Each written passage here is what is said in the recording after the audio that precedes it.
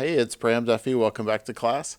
I'd like to take this time to be able to talk about some of the major assignments as we get closer to the end of our term, where a lot of the assignments are heavily weighted. So, first of all, this week we have a video presentation, and so I want to take some time to walk you through every aspect of that assignment because it's a little unique and I want to make sure you feel confident about what's expected. So the assignment is titled Video Presentation Assignment, and at its core, it's about challenging yourselves to engage with ideas that are different, maybe even uncomfortable or frustrating. So the purpose is not to change your beliefs. Instead, it's to practice the principles of ethical communication and critical reflection that we've been talking about in this class. And through this process, you're going to be able to grow as a thinker and communicator. And so here's what I need you to do. First, I want you to think of a public figure or a speaker whose views or stance just completely differ from your own. And this could be anyone in the public eye who has made their opinion known on the topic that you care about, but from a perspective that you strongly disagree with. So maybe it's a political leader from the opposing party or a well-known activist that would argue against something that you support, or even a commentator that has sparked controversy. You have a challenge here to choose someone whose ideas make you pause, question, or even want to argue. And your selection matters because later in the assignment, you need to explain why you chose the person and how their viewpoint contrasts with yours. So really think this over because your choice will be the foundation for the rest of your work. And once you've picked your speaker, your next step is to listen to a speech or a debate or a public address or something like that they've produced or given.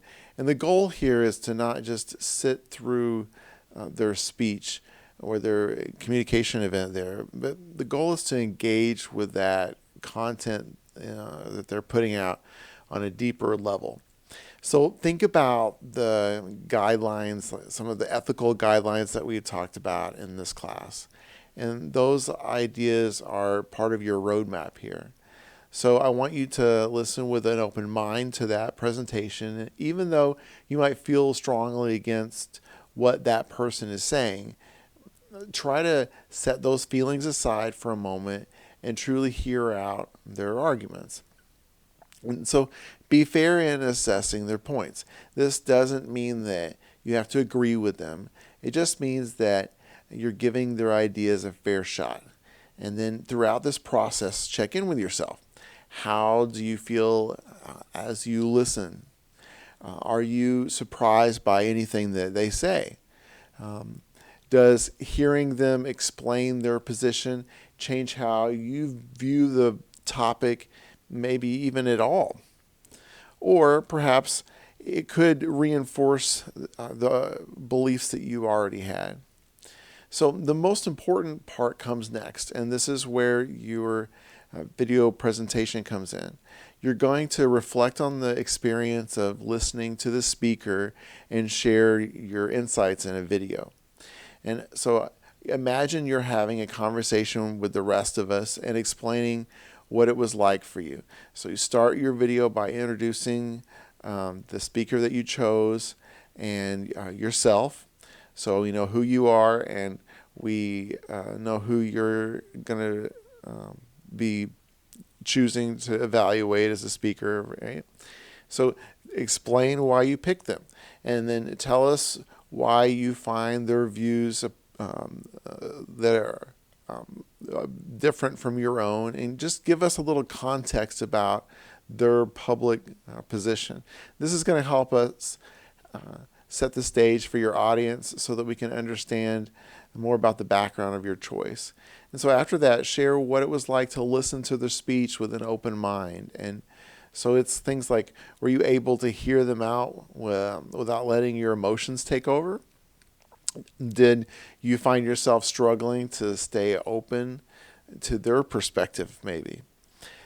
Also, you think about, were there moments there where you were able to appreciate their argument, but then ultimately disagreed? Or maybe there were moments that left you feeling even more convinced, of your own stance. So be honest here. I'm not looking for a particular right answer necessarily, but more of a genuine reflection. So discuss whether the experience changed how you view the topic, either by softening your stance or making you more confident in your own beliefs, or even adding new complexities to it. Another thing to include in your video is a discussion about ethical considerations.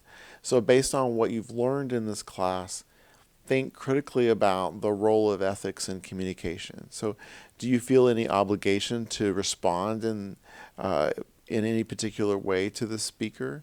So for instance, do you feel a responsibility to speak out against their particular ideas? Or do you believe that it's enough that you disagree in your personal views, maybe without taking further action? The point here is to show that you're thinking about ethical dimensions of rhetoric and persuasion. So consider how much influence rhetoric has in the importance of using it responsibly. So I would suggest, as part of your video, for sure, make mention of ethics, and so that you can show how you are reflecting on this.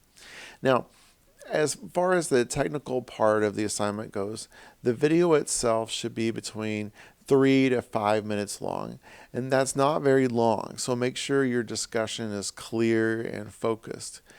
Use that time there to present your thoughts in a way that captures your reflections fully. It just doesn't drag on. All right? And so also your video should be recorded in one continuous take. And so when you do this, I want you to know that no editing is allowed for this assignment. I want these to feel authentic, so there's no need for fancy effects or editing or anything like that. I'm interested in this, just being able to have you record yourself presenting your thoughts as naturally as possible. So some of the things that are important for the assignment is that you make sure that your face is visible throughout the whole video time. And most of you will probably find it easiest to use your cell phone to record, because using cameras on smartphones often produce a better quality than most webcams nowadays. So when you frame your shot, aim for a setup where your face and upper body are centered in the frame. And in that way, your audience will feel like they're sitting across from you having a conversation. So once your video is recorded, I want you to make it accessible in 2 ways. First, you're going to post it on the class discussion board so that we can all watch and learn from each other's reflections.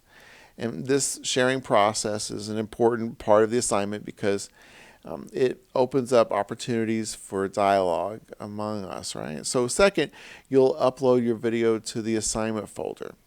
So to make sure there are no technical difficulties, the plan is that you want to upload the video from some kind of cloud service. And so there are free cloud service options, like you could choose Dropbox or YouTube. Any of those kinds of things will allow you to share a link that everyone can access. So double check that you have a link that works before submitting it.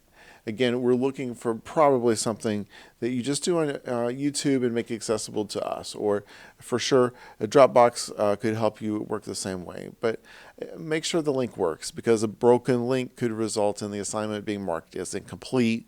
So take time to test it.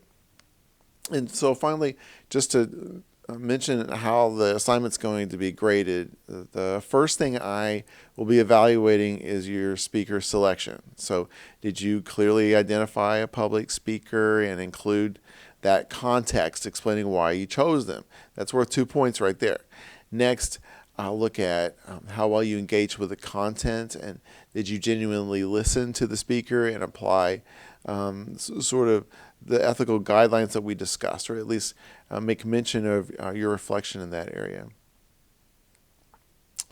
When we ask you to here to think about whether and why, um,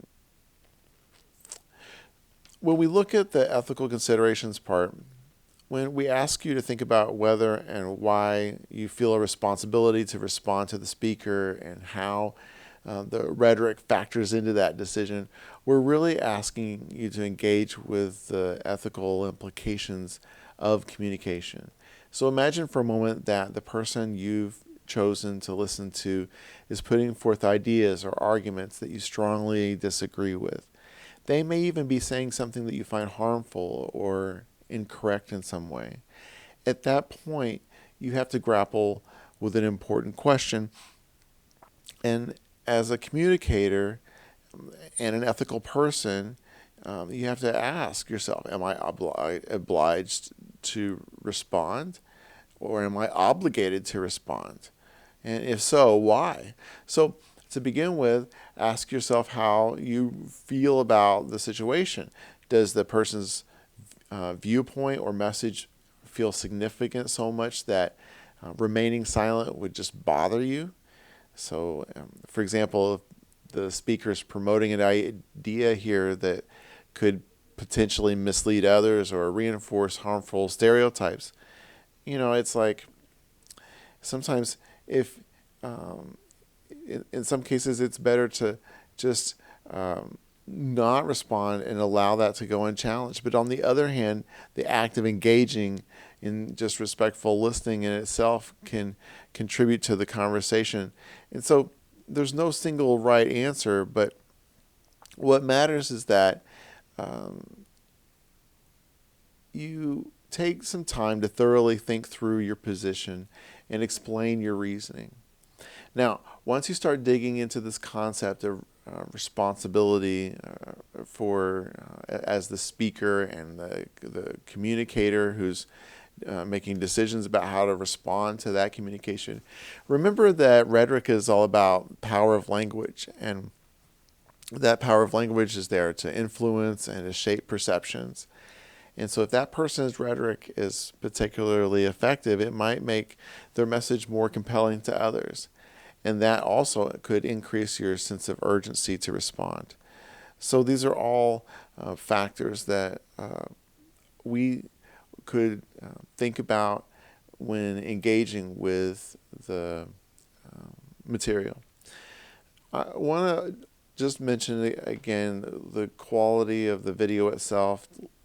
Make sure that it's clear and focused, and before you submit it, make sure things like, does it fall within that 3 to 5 minute time frame, and are you going through the checklist of things that are needed to be included.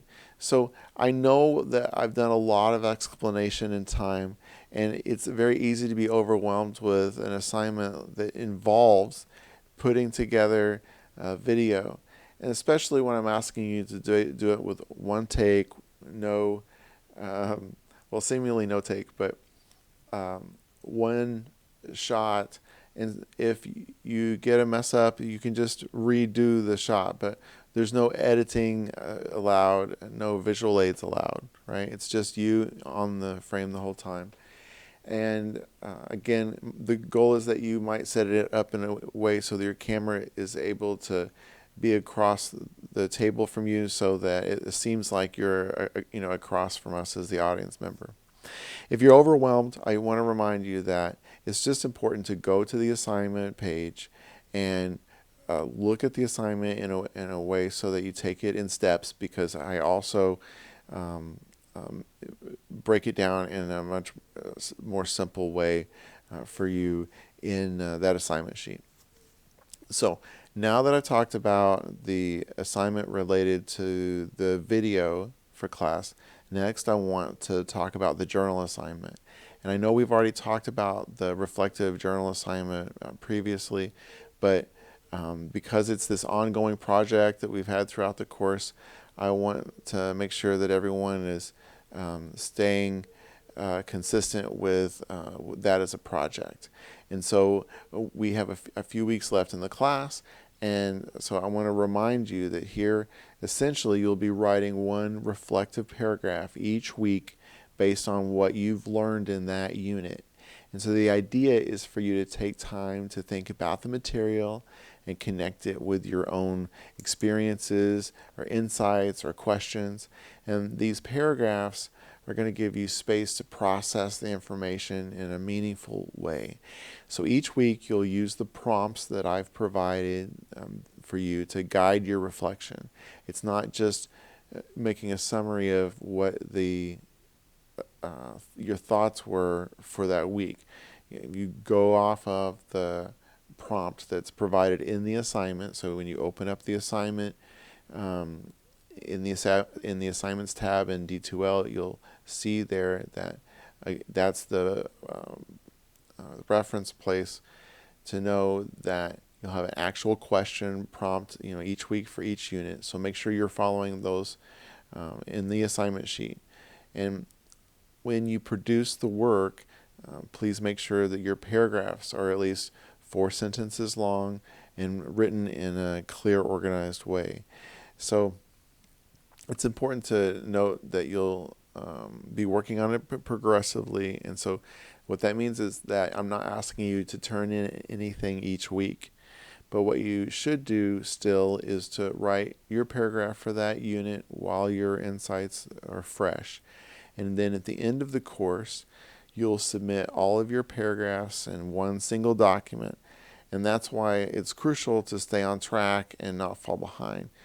Waiting till the last week to write everything isn't going to be overwhelming. It's going to feel really impossible. And it's also going to lead to shallow reflections because the content is just not going to be as fresh in your mind. So when you submit your journal, make sure that your name is on the document and include everything from an introduction at the start to an inclusion at the end, right?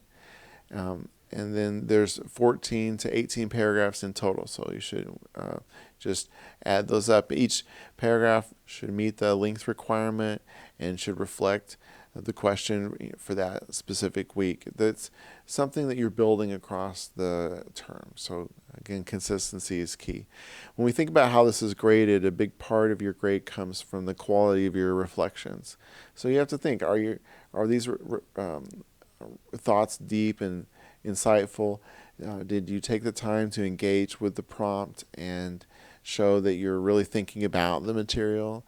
And if you can tie in examples, gosh, even better. That makes your writing more meaningful and it shows more real-world connections. Another part of the grade is clarity and organization, and that means that your writing should be clear and your ideas should flow logically. And you should watch for things like grammar or typos. Engagement matters too. I'll be paying attention to how connected you are to the material and how much effort there is there. The